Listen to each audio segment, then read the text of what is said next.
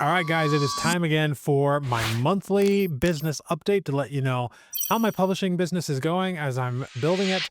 And once again, we're having another month, just like last month a little bit, where I haven't actually put a lot of work into this because I've been focused on my Story Hacker membership instead. That's going to continue to be the case for this last month and probably next month. But after that, there's going to be a lot of movement in this space. And believe it or not, this month actually ended up being surprisingly good. Even though I put extremely small amounts of work into it this month, it still ended up being a pretty good month for me. And let's talk a little bit about why that is. All right, first let's go to the spreadsheet. All right, so here we are, the spreadsheet. And so what we're reporting on this time is the revenue for February. Obviously, because February is a smaller month, we normally expect revenue to be just a small percentage less, but this month actually ended up being a pretty good for me. So first of all, let's talk about titles published for, technically, in February. And the reason I say technically is because I don't really count these as what I would say flagship or tentpole books. These are just little short guides that I've published. They're very short. I'm publishing them for $5 a piece. They're nonfiction books. And what they are these genre guides where I've gone and used AI to actually analyze on a scene-by-scene basis what's going on in the top sellers in a particular genre. So I go to that genre, I find what the top sellers are, I do a scene-by-scene analysis of those top sellers, and then I kind of compare and see what tropes are they using, what plot and everything are they using. Most people would just go to a tool like Perplexity and be like, what are the tropes for this genre? I don't do that.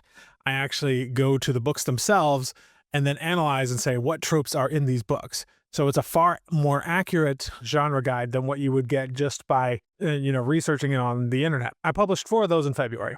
There are a lot more coming. My plan is to do 100 of them. They're relatively simple for me to make, and I use them inside of my own writing process. So with that in mind, I published 4 of those. That accounts for some of the increase that I've seen this month, or in the month of February, I should say, but it doesn't account for everything. So let's go next to Amazon ads. This is another thing. I've literally done nothing on my ads account. I just let them continue to run as they were running. I probably need to hire some of this out at some point, although I do want to learn it properly. So anyway, that is there. I spent $136.30, which is in the ballpark of what I spent the last couple of months. So nothing has really changed there. For fiction revenue, I'm happy to say nothing has changed there really either.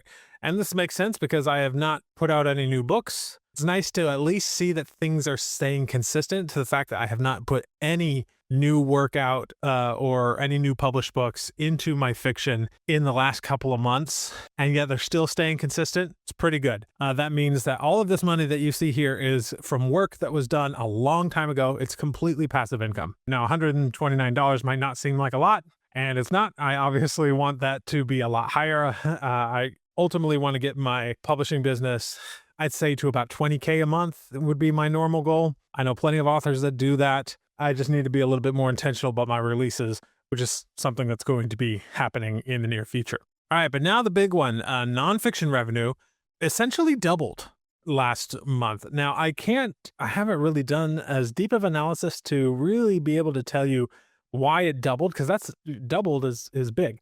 And I only published these 4 in the month of February, which means, and I did look at those 4, they did account for some of that revenue, but certainly not all of it. Like if you subtracted it, it'd still be several $100s over what I had the previous month. And what I think has happened here is a lot of my older things, especially the genre guides I had published previously, are really starting to take off.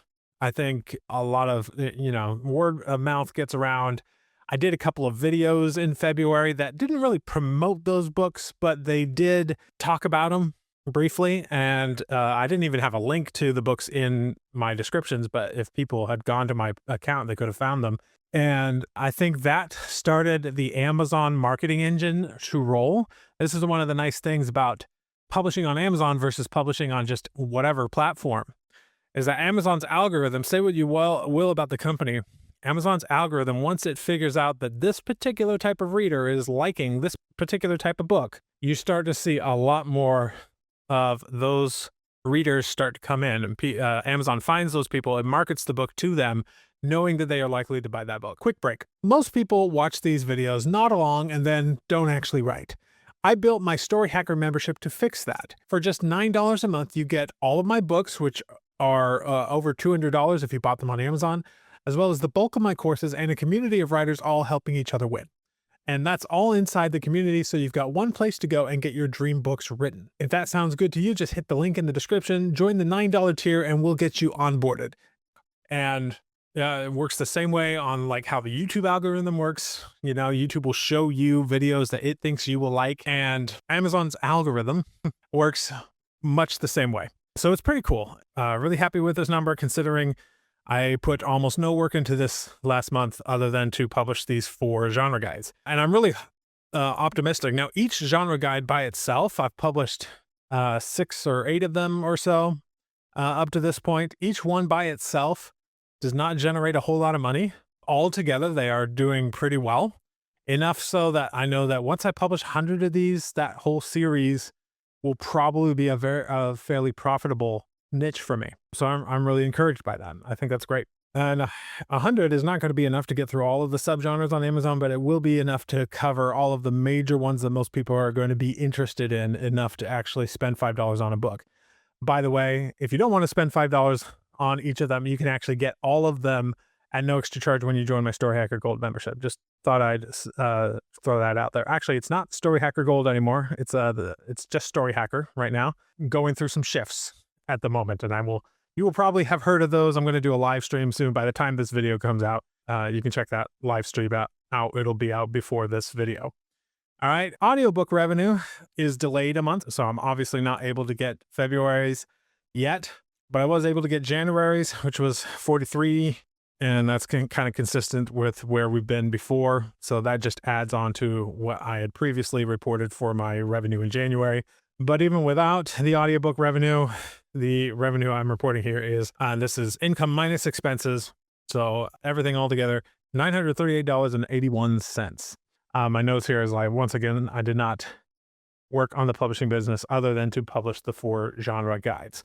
So let me walk you through a little bit of the future for this. I know some people are a little disgruntled that I have kind of not been working on this as much. I kind of made a big deal of it last year that I really wanted to make this changes.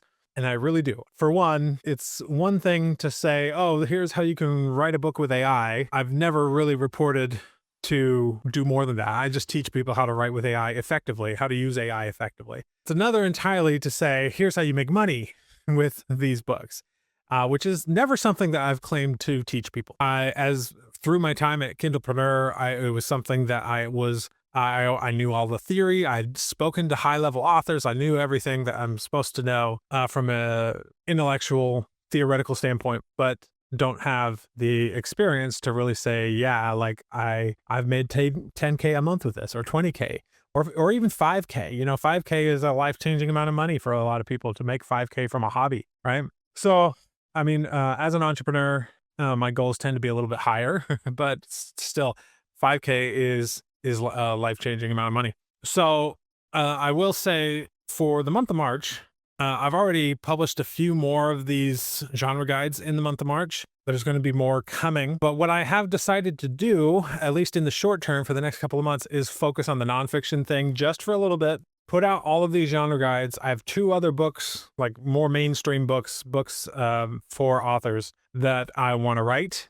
Those shouldn't take me too long to do once I've started the process. I want to write those 2 books and then get all of the genre guides either published or scheduled, so they could be for pre-order at least. And once I've done that, then I'm going to focus back on the fiction for a while. The reason I want to get all the nonfiction out right now is because A, it's doing better. And I have this YouTube channel partially thanked for that, because it's my opinion, if you want to get into publishing nonfiction, especially in today's climate where nonfiction sales are actually declining overall, a YouTube channel to pair with it is almost essential because YouTube is so good at finding that correct audience. And you can also test ideas on YouTube to see like what are people resonating with that can help you craft your book. So I would say pairing a YouTube channel, if you want to write nonfiction, having a YouTube channel, to me, in my professional opinion, almost a necessity. Of course, there are other ways you can do it, but I would say it's probably the easiest way to do it. Go make a YouTube channel, figure out what topics and ideas are resonating with people. Write your book as you're going through that learning process, and then you can promote the book to that audience, and the book will have such a bigger chance of selling. I do not promote my books very often on this channel, my nonfiction books, and yet they still sell pretty well from just random people finding me who saw YouTube videos and then went to find my Amazon and then bought my books. The reason I don't promote them that much